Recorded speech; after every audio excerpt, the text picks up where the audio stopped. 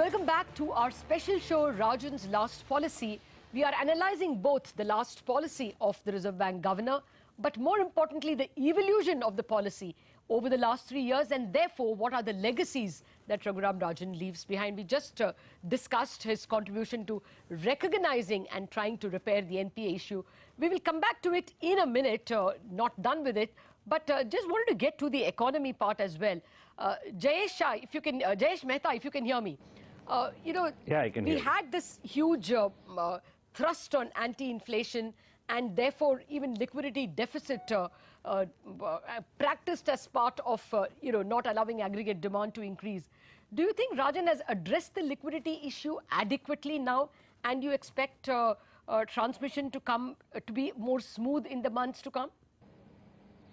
No, absolutely. I think the liquidity stance, which was changed in April, and that has been followed through. And of course, it's been followed through a little bit earlier than what it was projected to. Of course, a little bit also helped on government spending, but it definitely came much earlier. And I think, and he has followed that up with today's re-emphasis on liquidity.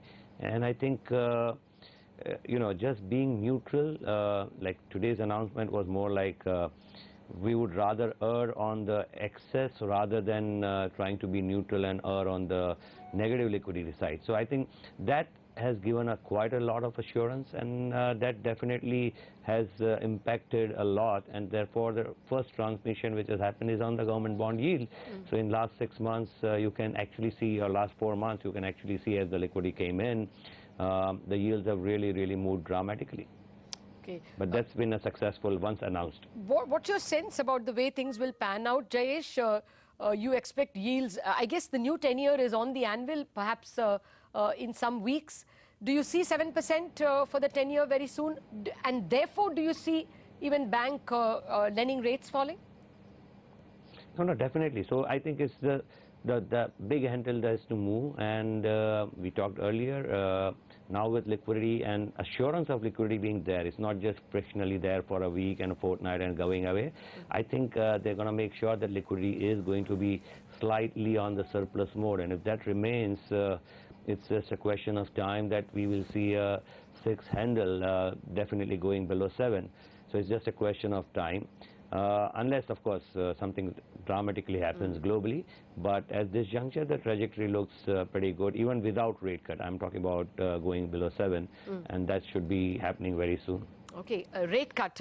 Before I come to Nilesh on the liquidity issue, let's discuss rate cut itself. Siddharth Sanyal, your key takeaways from Rajan's statement that there is still an upside risk to inflation.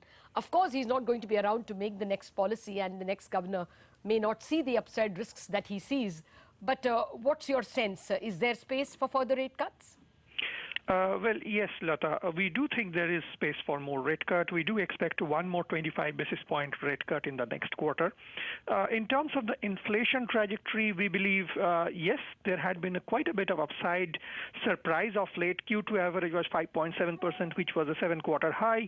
And overall, there had been upside surprises even on the WPI side. But having said that, I would like to emphasize that our sense is that this phase can actually be transitory. Some of the factors which is contributing to this upside is typically are volatile food items, which typically correct themselves in 3 to 4 months' time. And with a good monsoon, good sowing, you possibly have a much better H2 2016 in store. So I would rather think than during the second half of this calendar year, you will see inflation to be much lower, occasionally even below the 5% mark, the CPI. And that should definitely give room for the RBI to deliver one more rate cut in the next quarter. Okay. Mr. D.K. Joshi of CRISIL also is with us. Mr. Joshi, what's your take? Are the upside risks to inflation genuinely there? Do you see rate cuts? And more importantly, do you see the cost of money falling for borrowers?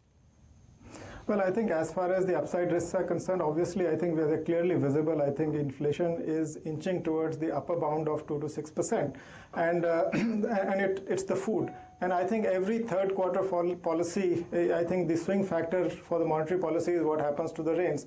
And I think fortunately, I think rains are proceeding well, and particularly for items like pulses, where the area under production has gone up, and also the unirrigated parts of under cultivation in pulses, I think they've got good rains. So I'm pretty certain that, I mean, going by the past trends, which the pulses have a 3-year cycle, and pulses inflation should actually come down sharply and even become negative. And I think for other food items, I think there are many idiosyncratic factors, so it's very hard to predict what's going to happen to them.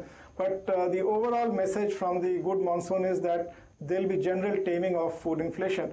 And I think that is the only worry at this juncture, because other drivers of inflation are not firing. From global perspective, the crude prices have actually come down, and even the wage hikes that are being given, they are being given in an environment of excess capacity in the system. So they're becoming generalized, I think, is less of a risk at this juncture. But I think, as I said, you have to keep your fingers crossed. If you ask for our call, I think we believe inflation will settle at an average of 5% for this fiscal year. And I think, as Siddharth was pointing out, I think the second half will see inflation nudge down, I think, definitely from the current levels. And I think as far as the transmission is concerned, the 2016-17 fiscal year and beyond, I think we'll see two effects. One is the monetary policy always has a lagged impact. So whatever rate cuts were initiated last year and cut by the banks, I think the impact on GDP, etc., will now be felt. And with focus on liquidity and probably possibility of excess liquidity scenario, I think interest rates will come down across the board. But the issue, I think, right now is that is there enough credit demand from the industrial side, which I think is not there. I mean, so the credit will be expanding more towards the retail side and less towards the investment activities, because there is very little appetite from private sector for reigniting their investment plans. So I think the transmission will be there, but it will be felt very mildly, and I don't think it will help in reviving the investment cycle at this juncture. Yes, maybe there is a distance for the investment cycle to be revived. But Nilesh, you are a long watcher of the fixed income market. What's your sense? We have seen in the last 6 months, or even less, probably 4 months, we've seen, I think, a 50 basis point fall in every kind of paper, and that graph will just run. Whether you're looking at commercial paper, you're looking at AAA 5-year bonds, corporate bonds, or you're looking at even T-bills and govies. It's been a half a percentage point cut that has come without a rate cut. Is there more to go with this liquidity stance and pressure from the market pushing banks? Undoubtedly. We have seen from 5th April 2016 reversal in RBI's liquidity stance. From plus or minus 1% of NDTL, we have moved to neutral liquidity. RBI has done OMOs of 80,000 crore, announced one more OMO as of today. They are pumping liquidity to bring it down from minus 96,000 crore to somewhere around neutral level.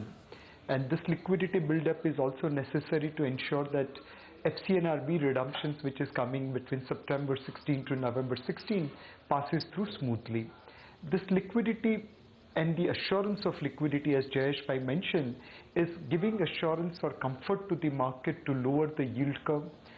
Today, if we see from a global point of view, more than $13 trillion worth of debt is at negative interest rates. India is a far more creditworthy country, which is providing more than 7% on our 10-year government securities. So one drop in yields has happened because of the liquidity given by RBI, as well as the assurance of future liquidity. And also it is in line with the global trend where yields have collapsed virtually in all parts of the world. Okay. It does look like things are going to get a little cheaper, but we will have to really wait for the banks to be able to push it down a little more. That's what's lacking. Do you think the pressure, Mr. Puri, from the market will be strong enough? I mean, I don't know if you noticed the recent issue of Dewan Housing, DHFL. It asked for 4,000 crores, actually 1,000 crores with a green shoe option of 3,000 crore. They got 20,000 crore on day one and much more on following days. Do you think with this fear that depositors also will go to NCDs and such instruments and borrowers also will go out of the market, chances are that banks will be forced to push down rates? Yeah, I think in the near term, I agree with Nilesh that at this point, global events are conspiring to drive rates down. Where I have a slightly different view, and it's a personal view, not necessarily a house view, that I do think there's some danger in this unidirectional belief in a world of, if not permanent, certainly very sustainable low rates. And I do think we're living somewhat dangerously under that assumption. A lot of this has got nothing to do with a perception of improved credit. It is just that we are in a world awash with liquidity. As regards India, our apparently low inflation is happening with commodity prices at historical lows in many cases, and despite that, we are barely able to keep below 6%. So I'm not optimistic yet that we have really killed the ghosts of inflation. And frankly, I sense that implicit warning in the monetary policy today as well, if you were willing to listen to it. So yes, of course, today you would be foolish to bet against the market in terms of the direction of where rates are. I believe you'd be equally foolish not to ignore the very real risk of a snapback, given the unsustainable world we're in, given the truly uncharted territory we're in, and the fear that sooner or later we're going to run out of ammunition, and the consequences of that could be are unknown, but certainly will be disruptive in the extreme. So we can't afford to be at all complacent or assume that we have somehow earned the right to cheap credit. To that extent, I think the banks will temporarily step back, but we are a financial system which is still very bank dependent. Our capital markets have not developed. 2 or 3 good successful issues should not be misread as indicating that all of a sudden India has discovered great depth in its capital markets.